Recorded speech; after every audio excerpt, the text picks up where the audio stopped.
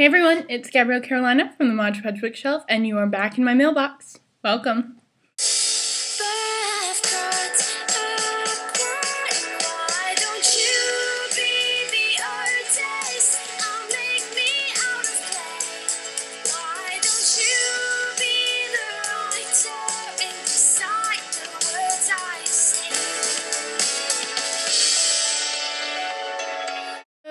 This is the first IMM I've filmed in a while. It's actually the first thing I've filmed with the intent purpose to release it in a really long time. Quick update, my dog died, which I was very public about. And a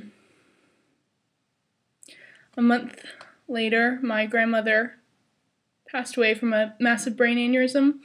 And we weren't expecting that, and I am going to write a post on it because I do want to honor her. This is really hard. The vlogging is really hard because Gigi, which is what we called my grandmother, what I called her, and what literally my entire family adopted the name. Gigi loved my vlogs. When I was in Carolina, I'm going to be going back pretty soon.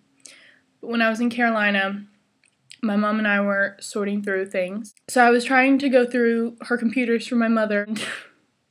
Like, there is an actual calendar, right? But she, like, kept this other calendar somewhere, and she exported it to the internet somehow. I mean, that's how bad the woman was with computers. She was so bad, she was top secret. And I was going through all that, and the one thing she did have everywhere were links to my blog and my YouTube channel. She had my mother's manuscript on her computer, and sadly she never got to read mine. It is really hard to be doing this, you guys. Let's start with books I traded for, which is just one, and I got this from Anna Isley over at Squeaky Books. This is Perchance to Dream by Lisa Mantchev, which is the second book in the Shakespeare Fairy series. Is that what it's called? The Theater Illuminata. Velveteen by Daniel Marks. I was part of the cover, that's what it's called, the cover reveal for this one. It's really cool to see the image that you saw first incarnate. So I'm sure Danny's thrilled. Danny's awesome. If you guys don't know who Danny Marks is, there's no hope for you. Sorry, it just goes downhill from there for you that you don't know who he is and he does not fill your every Sunday with dirty joy. Velveteen, if you don't know, well, first of all, you can go, like, read all about it on my blog. Velveteen is about a girl named, let's see if I can point right, Velvet! And she is between heaven and earth. She's been killed by a man named Bonesaw, and she's going to become his personal poltergeist until he basically goes mad with fear over her hauntingness. And then she meets a hot guy. Yeah. Another apocalypsy is Elemental by Emily White. I think I've got a bunch of apocalypses in here. I got 1, 2, 3, 4 apocalypses besides these two. So 6. Woo! 6. That's perfect. That the number 6 and it's the apocalypses. I feel all kinds of spook. Ella, who's part of Elemental. I love that with both of these, the characters' names are in the title. We've got Ella and Velvet in Velveteen and Elemental. Another apocalypse is A Breath of Air by Eve Marie Mont. I've talked about this before, so go check out my other videos. Brigitte Kammerer wrote Storm, which is the first in the Elemental trilogy. I don't like these covers very much. You know what I think every time I see them? I think The Outsiders, and I'm like, saddle up, pony boy. That made me happy. The last book in the series I do read and adore is Destined by April Lynn Pike, part of the Wings series, because it's 4 books, it's not a trilogy. Simple math. I think this might be my favorite cover. Dreamless by Josephine Angelini is the sequel to Star-Crossed, which was her debut last year. I have to tell you, my first thought upon seeing this cover was, did they seriously just put her in the same dress? Yeah, they did. Little strange that. One that I know you guys are all so thrilled about and I'm getting really jazzed about is The Immortal Rules, which is book 1 in her new Blood of Eden series, and by her I mean the Julie Kagawa. Hello. And I just gave away a copy on the blog, but this is my arc and it came with this cool pretty little pamphlet-y thing. It says, "From a future world where vampires reign comes the enticing new series from New York Times best-selling author of the Iron Face series, Julie Kagawa." And then you open it, and you got all the info. And on the back, isn't that pretty? Come Back Love by Peter Golden. I'm really excited for this one. It reminds me of if History of Love and The Notebook had like a baby, and that baby had a cool cover, and that cool cover encased some really great writing, because I've started it. That's kind of what this book reminds me of. Ripper by Amy Carol Reeves. Amy was just on the blog too. A lot of these people are contributing posts. That's so awesome. It is for fans of Maureen Johnson, named the Star series, but it's set in England during the time Jack the Ripper, and she's an apocalypse this year. I am currently reading One for the Murphys, which is by Linda Mullally Hunt, which I think her middle name is so cool. I'm sure it is her maiden name, but Mullally is so pretty. It's very melodic and lyrical and Mullally. One for the Murphys is a middle grade debut this year, which is evocatively written and completely just consuming. I am about 40 pages in, which is kind of a lot because it's a relatively short book. And it's about a little girl named Carly Connors who has been placed in foster care after a really tragic incident with her stepfather and her mother. Linda has really got something here. I am really excited about this book, and I know you guys haven't added it to your Goodreads, so do that, because hello, so good. Linda also sent along some swag. The good thing for those of you who are owed books from me is that you're going to have some fabulous bookmarks in your bag, or maybe even some great postcards. Someone who's very fancy will get a One for the Murphys pin. Other people who are lucky are going to get wristbands, and it says, let's see if I can get it to look good. Be someone's hero. One for the Murphys. And she sent me a little note. I save all my author letters. Another little bit of swag I got, I don't even know how. Emily Hainsworth sent me a bookmark that is signed, as you can see. Getting really good at pointing. And it's for her book, Through to You, which is coming from Balzer and Bray on October the 2nd. I love this cover so very, very, very much. It looks so well edited.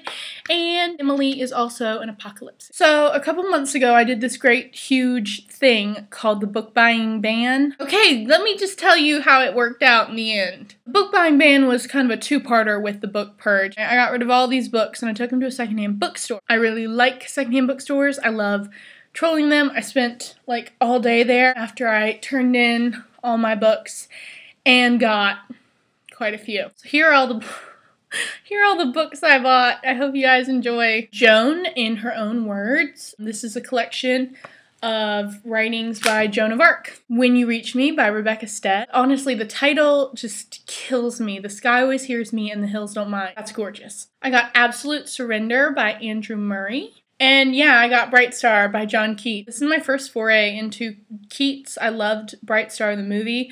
I'm starting to get more and more into poetry. I'm really loving poetry. I got The Outlaws of Sherwood by Robin McKinley because Steph Sue told me to. I got Marie Dancing by Carolyn Meyer because I read this when I was younger and it's never quite let go of me. I got all of Edith Patu's novels, East, Fire Arrow, and Hero's Song. I got Libba Bray's Going Bovine, which I heard is really weird and funny and awesome. I got Vibes by Amy Kathleen Ryan. I got A Hopeless Romantic by Harriet Evans, which might have my favorite cover ever, and it's so cute! I got Cheap Cabernet by Kathy Beck, which is a memoir written in the style of like a fiction novel. I got Triple Shot Betty's in Love by Judy Gearman, which is a sequel to Triple Shot Betty. The Gift by Cecilia Ahern, and Thanks for the Memories. I also got The Effects of Light by Miranda Beverly Whitmore, which is a book about child pornography, which leads me to the fact that I bought Lolita by Vladimir Nabokov, pretty much because I'm a sicko. I got a finished copy of Vanish. Size 12 is Not Fat by Meg Cabot, because that's true. I got The Bookshop by Penelope Fitzgerald. I think I'm most excited for this one. of any of the ones that I bought that I didn't know I was going to buy. That was exciting to go into a bookstore and not know what I wanted. This is a book about mother-daughter relationships in the 1980s punk scene in Minneapolis, Minnesota. I just love, like, the cover is different from the cover art. I got Alice in Wonderland by Lewis Carroll. I bought The History of Love by Nicola Cross. So exciting. I've heard I will never live until I read this book, so there you go. And I bought Breakfast at Tiffany's by Truman Capote. I, like everyone else, watched the movie, but I really wanted to read it, and I started it, and the writing is so amazing. So amazing. I'm going all literary on you guys, aren't I? But I think that's what comes with growing up. I love Sylvia Plath. Her struggle with writing is really poignant and very well illustrated with, hold that thought, Johnny Panic and the Bible of Dreams, which is a compilation of her work put together with her editor, Ted Danner. Not Ted Danner, Ted Hughes. Why did I say Ted Danner? Okay, Ted Hughes. I started reading this and was just completely captivated by this woman's life and her struggle. I had to read her books, so I got The Bell Jar because it's her only book that she ever published, even though she wrote over like 75 novels. Isn't that really tragic? I got A Tale of Two Cities by Charles Dickens because when I was in high school, I was forced to read Great Expectations. If you want to kill a child's love of reading, make them read Great Expectations when they're 14 with a room full of kids who don't want to read Great Expectations. Now, granted, I was okay with reading old stuff, if you will, but why? My mother since then has been on this kind of like rampage that I will read another Dickens. So she loved A Tale of Two Cities when she was younger, and so I picked that one up to try again. I got The Complete Poems of Emily Dickinson. Her words have always spoken to me. If I can stop one heart from breaking, I shall not live in vain is why I write. When people ask, I quote that. So I figured that since I quote her so bloody often, I should, you know, read her work. And so that's what I'm doing. I got The Handmaid's Tale by Margaret Atwood. This is apparently a book that a lot of people rip off in modern dystopia, and so I wanted to see what all the fuss was about. Along with Emily Dickinson, another person I quote all the time is Elizabeth Barrett Browning. If you're friends with me on Goodreads, you should know that I'm a pretty big fan of Elizabeth Barrett Browning, and actually my parents' poem is a Browning work, so very close to me. So I got the big, fancy, pretty, look how cute that's gonna look, cute. Look how gorgeous that's going to look, you know, next to all my books in my shelf. Very exciting. Battlefield of the Mind, which is by Joy Meyer. I got The Best of Rilke. It's translated by Walter Arndt, and the foreword's by Cyrus Hamlin. Hamlin, not Humlin. Humlin. I'm Humlin. Sounds like I'm hungry for some reason. Probably because I'm hungry. Love the, like, orange and hot pink cover we got going on here. The Collected Poems of Sylvia Plath. I got The Hours by Michael Cunningham because I just recently watched this movie and completely, I can't even get over that movie. So I had to read the book. You want to see? Look. Look at this. Look at all these books I bought. So much for a ban. Look at that. There are my babies. Babies. I won't be taking Lolita. I'm a little freaked out that I bought that one. But I was told to read it by a lot of people. Weird people. I'm looking at you. You know who you are. Oh, so would you like to say anything? Would you like to talk about anything with my readers? Your lack of being able to mouse recently because we caught you with a tail of a squirrel, like a Davy Crockett hat. We got a little mad. How do you feel about that? You don't feel good about that? How about the fact that Grimalkin might be back in Julie's new books and I wanted to name you Grimalkin?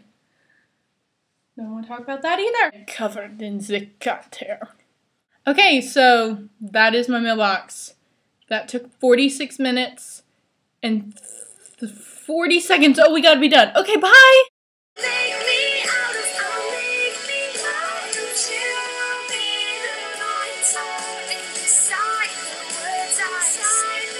Man, I'm just messing with my hair, and that's not making it look any better.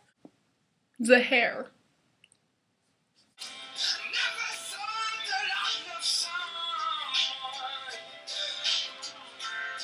Was someone else's dream. You give me something, makes me feel alright. This would be. Now I feel like it doesn't look messy enough. My cat is being weird. Stop it. His little face in my hand. He's got such a little tiny face. Stop eating my pants. That's so wrong. Woo! I don't think I made sense.